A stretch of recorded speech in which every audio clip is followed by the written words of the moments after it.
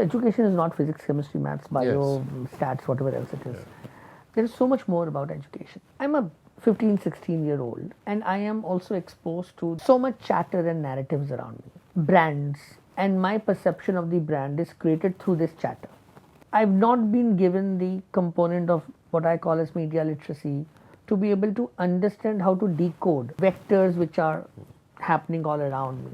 In absence of being enabled to have the skill set, having this, getting that is what's going to define who you are, which obviously is not the case.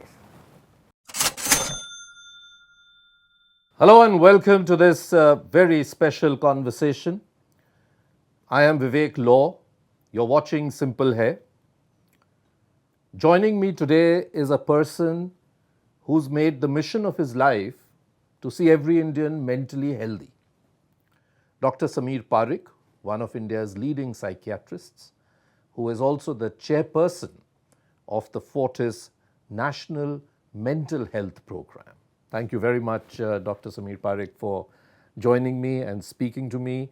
There's so much to talk to you about, but let me come to the fact that, when I was standing outside your room, I still found a lot of people there.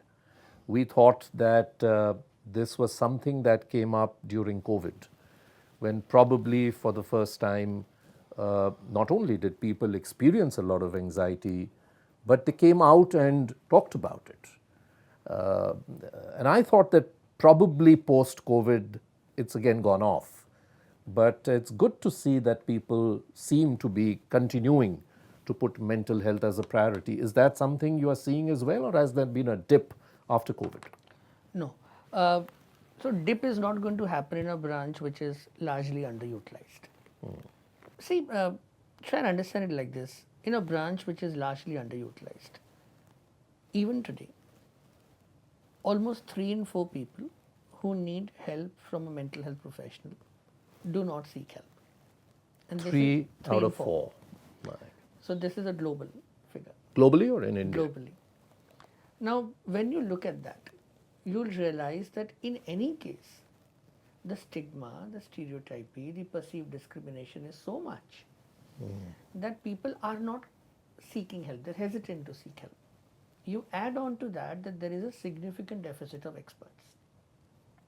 So when you put this together, we falsely believe when you would go to, let's say, any mental health professional's clinic, psychologist, psychiatrist, or if you are on a social media platform and you will read about mental health, we falsely believe that it's now okay for people to seek help. They are comfortably doing that. That's not true. Is it okay to seek help? Of course. Is it okay that you aren't okay? Naturally. But the problem is that even today, a larger chunk of people actually don't seek help. Coming to the COVID conversation, see what COVID did was, at a given moment in time, in a cross-section of evolution of humankind, a large part of the world's population experienced distress at the same time. Since they experienced distress at the same time and shared distress at the same time, there was an openness to talk about distress. The WHO 2022 report also mentioned that there is a 25% increase in depression and anxiety post-pandemic. Having said all of this, if I reflect on now almost 30 odd years in the field of psychiatry, right from the time I was a student to now practicing for 2.5 decades almost, there is a consistent increase in awareness, in acceptance, and that is happening irrespective. COVID may have given a bit of a push, but one needs to understand where we stand today. Millions suffer in silence, and that's a fact. So more conversations like this, consistent conversations like this, at the same time lot more happening so that more people are able to reach help. That's the only way to look at it. Do you believe, or post, now that in hindsight one can talk about this, do you feel that during COVID as well it was more of an underlying problem that exploded in people, or do you feel that it was more to do with the fear of living in a pandemic? See, mental health has been not just an elephant but a herd of elephants in the room. Even today, it is like that invisible elephant. We are not seeing it. Pandemic did bring in human distress at a given moment at its peak. Yes, that did happen. But pandemic or no pandemic, the mental health epidemic in its own way has been there. And that can't be denied. And when you said 3 out of 4 globally, I mean, which of course includes India, would that number be higher according to you? I mean, what can be higher? I mean, it can only be everyone. But I would Yes. imagine. So, see, logically, when you are looking at countries like ours or our part of the world, where the expert ratio is also much lesser, let's say, than some of the very high income countries. So, access would be different, reach would be different, awareness would be different, insurance sector's role would be different. There are lots of other factors as well. But, and you're right, I mean, 3 in 4 is a large enough number. In fact, What is the reluctance, according to you? I mean, I know that in previous generations, the stigma was more about people feeling that, oh, how will I go to a hospital? How will I go to a doctor? Who will I find, as you said in the beginning? Today, when you have lots of practitioners, I'm not saying enough, but a significant amount of practitioners available, even online, that you can do your consulting sitting in your own house. You don't need to be sitting outside somebody's office and be seen that you've actually visited a practitioner. So things have changed, but what, according to you, still when you eventually meet a patient, you probably must be thinking that what took you so long, and what is your own experience? What takes people so long? no, understand it like this.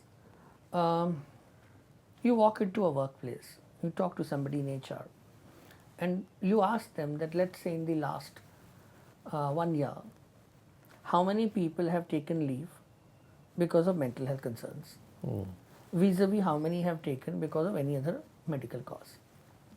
It won't meet the statistical math of prevalence of mental health in the context of health.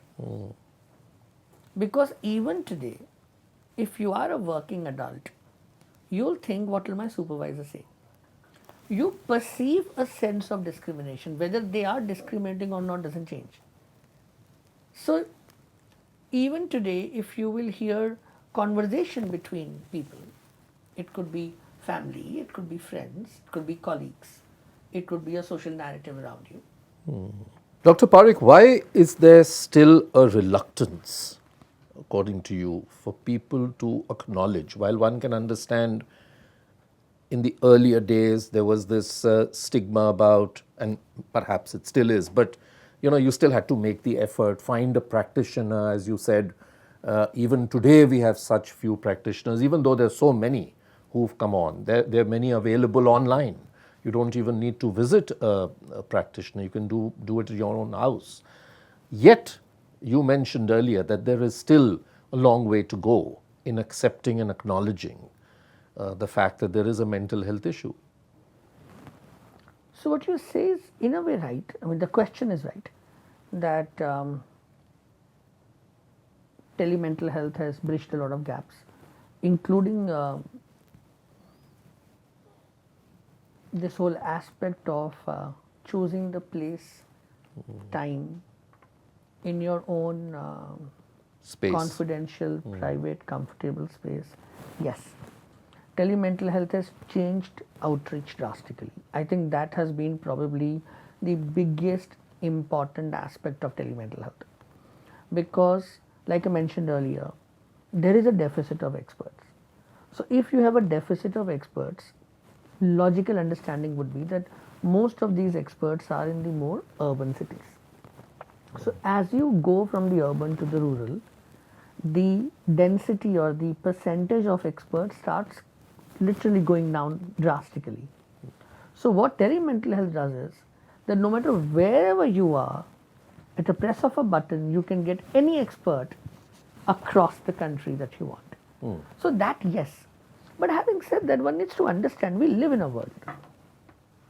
So your world is also made up of friends and family, colleagues.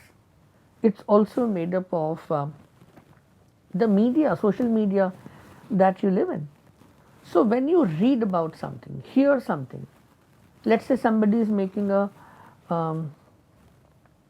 joke on mental illness. Let's say mental illness portrayal in some show is either on the comedy side or on the violent side. Or let's say you hear people talking and saying that somebody saying that I'm feeling low or I'm feeling anxious, and this person giving them some gyan in a way, go do this, go do that, be strong, be positive, do this, do that. So you hear all of this happening. So you fear that the moment I say that I'm having a concern, they may tell me that it's my fault or I am not doing something right. This stereotypical aspect, this stigma aspect continues to exist in our narrative.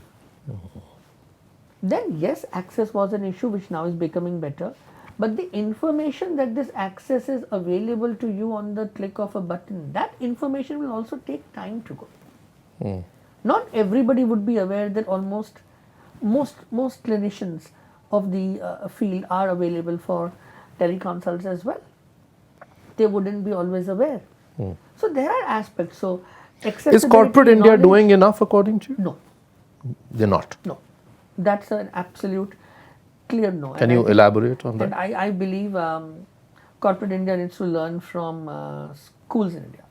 I think schools in India moved forward on mental health way faster than corporate India should have.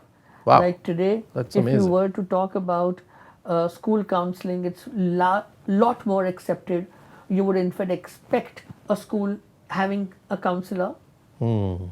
But how many workplaces do you know which will have a mental health program as a part of what they help their employees with?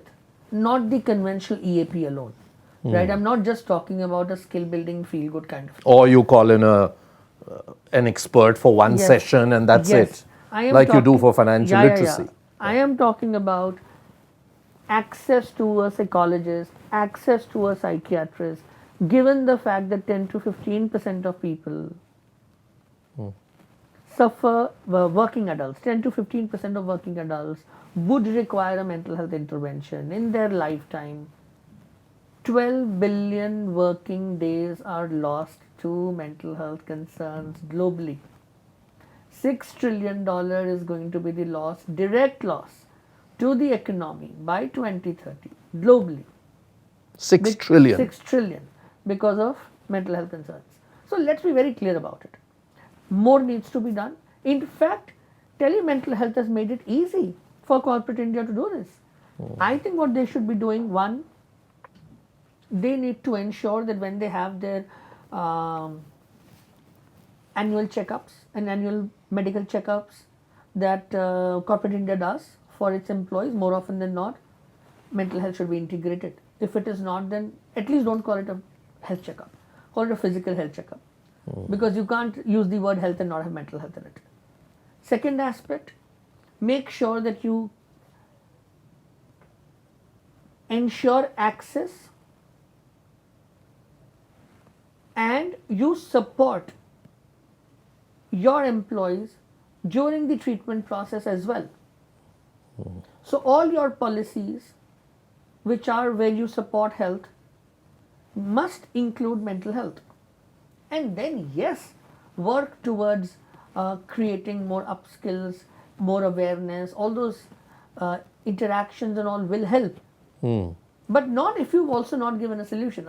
You can't not give a complete solution. And you feel there it's been more of lip service. I think if it's not It's just happening, something cool to announce and say, oh, we did this for mental health and, you know. I think it needs to be complete. I think if we want a solution to mental health and if we want to help most people who are struggling with mental health concerns and their families, we need to go with our structured areas of life. two of the most structured areas of our life are school and workplace. Because a group of people for a substantial period in time are going to be present, whether in school for a few years or at their workplace for a few years. And in that, And spend hours together. Yes, and that's where we can actually make a difference.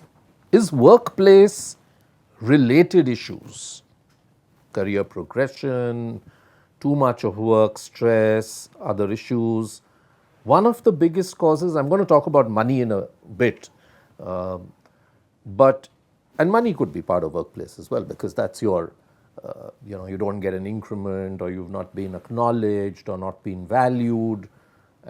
Somebody may handle it differently, somebody else may handle it very differently. Is workplace related issues one of the biggest causes that you feel when you meet your patients? I think the right way to look at this is that psychosocial stresses or anything that gives us stress has been very much related to our overall mental health. Second aspect is these stresses can range from personal to workplace. Now, workplace related stresses need to be seen with the same importance that we would see a personal stress. And we have to understand employment is almost like as basic a need as it gets. Because how do you have other aspects of your health, including well-being and mental health, without having financial security, without having employment for the young adult? We need to understand this. Now, if I am in a job, it needs to be a safe space for me. It needs to be a place where I feel I'm growing and I'm not having my day-to-day spending time in my workplace cannot be stressful. Yes, there will be targets, there will be pressures, there will be competition, and we'll all learn through it. And that's where the role of organization is, to upskill, upgrade, keep helping individuals. But the environment needs to be a positive place. I think that's something we need to understand. What about entrepreneurs? Today you find a movement of sorts in India, which is great, that you're not only going for employment, but you're actually setting up your own business. But many of these people are so young. They've not even seen a lot of life. They've not seen setbacks. They've not seen failures. And yet they're building big businesses. I mean, do you feel that that's a big challenge as well? Because a 21-year-old, 22-year-old, 20-year-old, while on the economic side it's great, but they take on a lot on themselves at a fairly early age. Is that something that worries you, concerns you? So my honest answer to this would be that I don't quite believe in generalizations, right? So this could have been said for a medical practitioner, this could have been said for a media personality, this could have been said for an athlete, this could have been said for anyone else. So do all athletes at the highest level perform in the same way? Or what would make a career of a Tendulkar or a Nadal or a Federer? What is the difference between them and, let's say, someone else? So one needs to understand that it's not merely the aspect of age, it's also about how are you approaching it, your support systems, how are your coping skills. Those aspects need to be given a lot of importance to. And in my opinion, how do you consciously upskill yourself, and consciously you are willing to seek help. So just because you are an entrepreneur, or just because you are a leader or captain or a business head, that means you can't experience stress. That's not possible. You will have your own stresses, and you will need the same help that anyone in any role in your organization, if they would have had a similar stress, they would have needed help. And that's something we need to accept.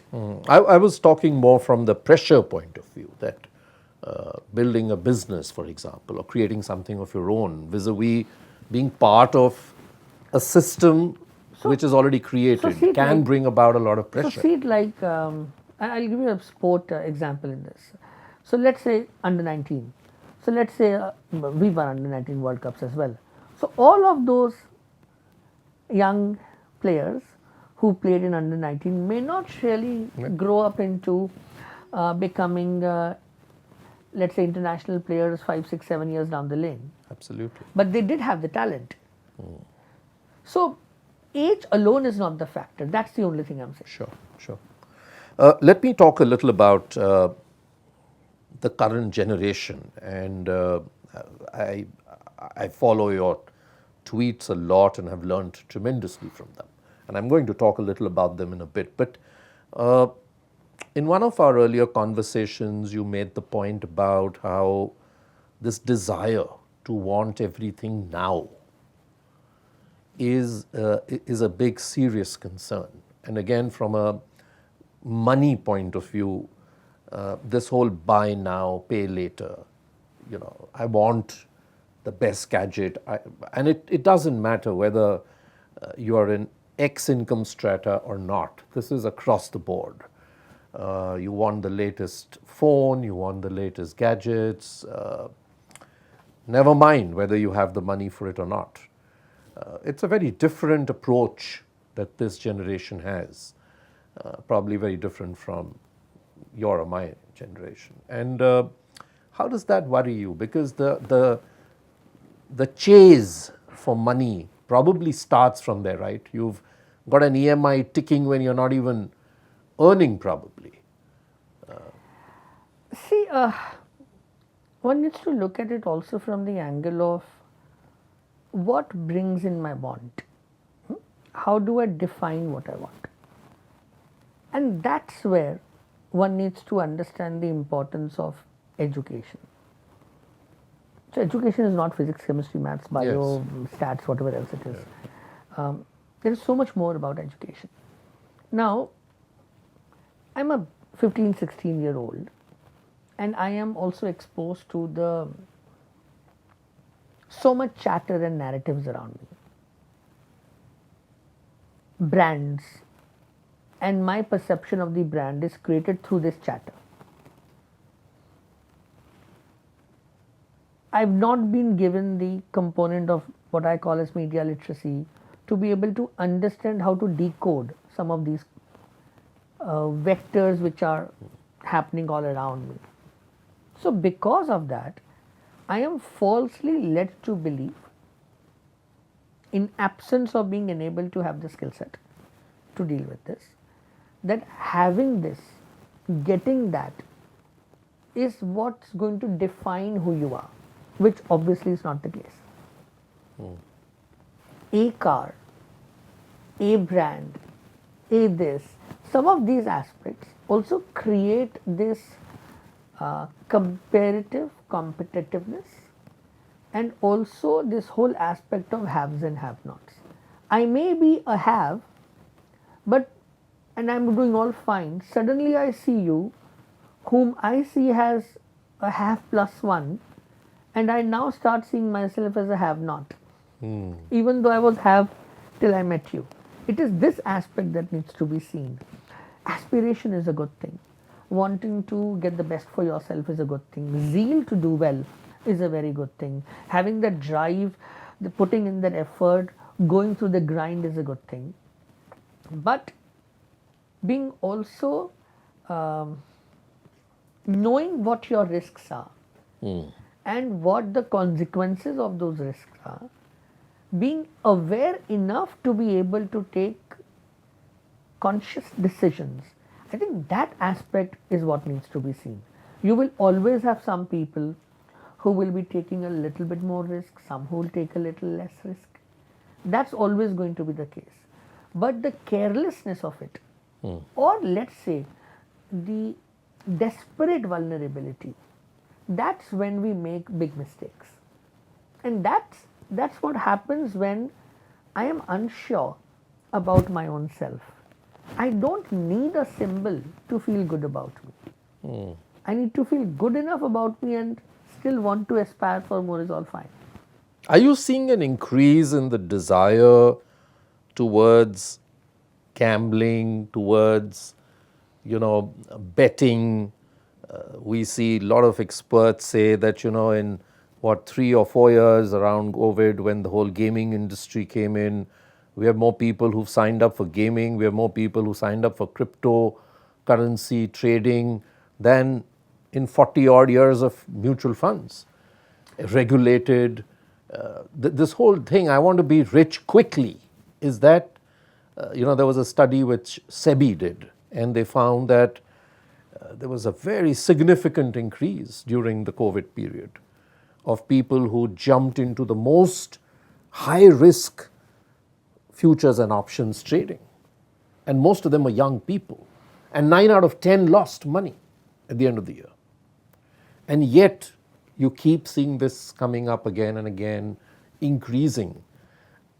Is that something, an issue of mental health, that this desire to take completely ridiculous risks, which doesn't bear any, sense in that sense? So a couple of aspects. I mean, gambling disorder is identified as an addictive illness. So that's It's an addictive illness. It's an behavioral addiction. So that's one part. Second part is, try and understand this. Whenever there is going to be access, there will be use and misuse. Once, so let's say several decades back, before the internet was there, and I was very much there. So you couldn't have had the kind of access you would have had to, let's say, betting or gambling that you can have now. We had lottery tickets and stuff. People bought that. But yes, vis-a-vis now, phone, so on and so forth. It's right there, 24/7.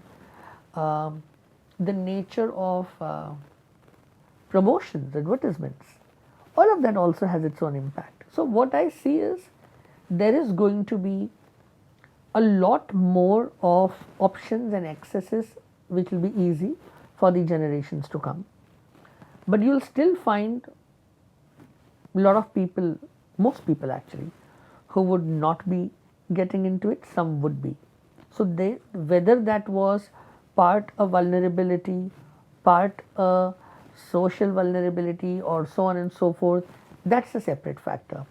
I also feel that COVID being the unique experience, most unbelievably unique experience that humankind has had in the last, probably a century or so, we end up looking at, it's almost like an easy blame for all of us. I know. That it's happened because of COVID, this happened because of COVID. A lot of things did, but then the way you look at it, I mean, the optimist in me would say that COVID taught us the importance of relationships. COVID taught us that neighborhoods can be a strength. COVID taught us that minimalistic living was a reality. COVID taught us that meaningful relationships is something that we always needed. Now, whether you take that learning also and move forward, or you let it pass and then go back to a maladaptive one, and you just selectively pick and choose maladaptive learnings of life, and that's on us. Tell me about patience. Do you feel we've become a very impatient society? Because again, and this is nothing to do with COVID. I mean, I'm just saying that because to build wealth, one of the prerequisites is the power of compounding, which is nothing but patience, because it's time. And most people in India don't do it. They don't follow it. They don't give their investment 30, 40 years, 50 years. They give it maybe a year, maybe 6 months, maybe 8 months, 3 months. But that's as far as investing is concerned. But I'm saying as an overall society, you step out on the road, you stop for 5 seconds your car, and you've got like this massive honking going on behind you. How do you explain this whole impatience with everything? I mean, have we become impatient? Yes. Do we get frustrated easily? Yes. Do we get irritable and aggressive at times? Easily? Yes. Do we want an instant response to everything? Yes. I think that's, and it's easy to understand, isn't it? So, look at how your internet experience was when internet first came into the world, and today we talk in terms of 5G. You want a search engine answer to be coming in the shortest possible time, a few milliseconds or so. If you go on an online shopping, then in how many days your product is going to reach your home is very much a decisive factor for you as well, amongst other factors. I mean, why honking? I mean, you see lines in most places. You would just want to not wait. You find you want to claim to be jump off the aircraft before that. So yes, I think at some level our ability to empathize with people, our ability to be compassionate, be a bit more relaxed, probably we are not keeping hold of our core values that humankind would be. You mentioned tweets, so I In fact, I want to ask you something there. Yes. You're a bit of a dichotomy. On the one hand, every week you put out a tweet saying,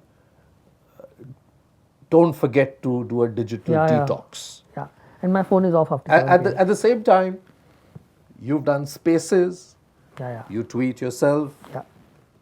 How do you explain this? Is social media, again, a force for good? How do you stop at a certain point instead of going on doom scrolling, as they call it? So I don't scroll at all. I'm very clear about it, right?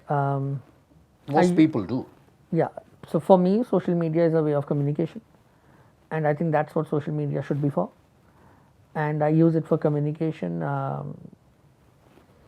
Probably if I have written 10,000 things, and probably maybe a one odd one may be non-mental health, but otherwise it will be only mental health. I would never give my opinion on something that is not mental health. I don't see myself good enough to give an opinion on anything else, and I think that's how everybody should see. We should stick to what. That's not being fair to yourself. You may have another reason, because I think we need to. maybe you position yourself on social media as somebody who's a mental health expert, but Which is I my know expertise. that you are a great, you love music, and you go very deep into it. You're into gardening, plants, So yes, nature. So yes, do I love music? Absolutely, but But am I an expert in music? Absolutely not. And I think that's the difference, right? So you may have a knowledge about something, or you may have an interest in something, a hobby of something, but that's not your expertise. And I do feel in these times when everybody is willing to give a comment on almost everything that they think that they should or they should not, or they don't realize the difference between should and should not, I think that's a concern. And coming back to what I was saying, that's why that humankind, right? Humanity and kindness. So humane and kindness, and that makes humankind. I feel that I don't think we're as kind as what we should be, and I certainly don't feel that the humane component is as much as what it should be. And competition is brilliant. The use of cutthroat is not.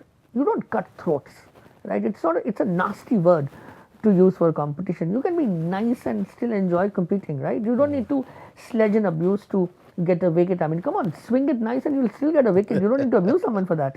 You can I didn't know you were so fond of cricket. Oh, absolutely. I am.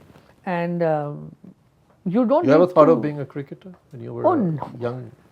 I was terrible person? at it. No? Okay. Terrible at it. So you just like watching? Loved it. Do you get loved time it. to watch it? I know I you would work still very prefer- hard. I know that. I'm very old school. Test matches is something that I like.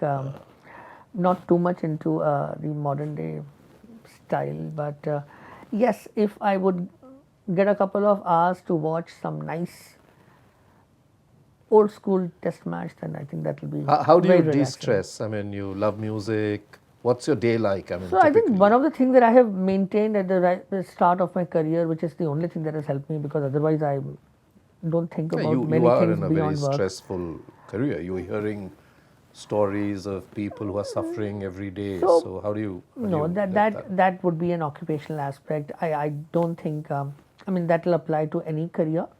Each career will have its own nuances. So you have the training to deal with it. I mean, that's how I see it.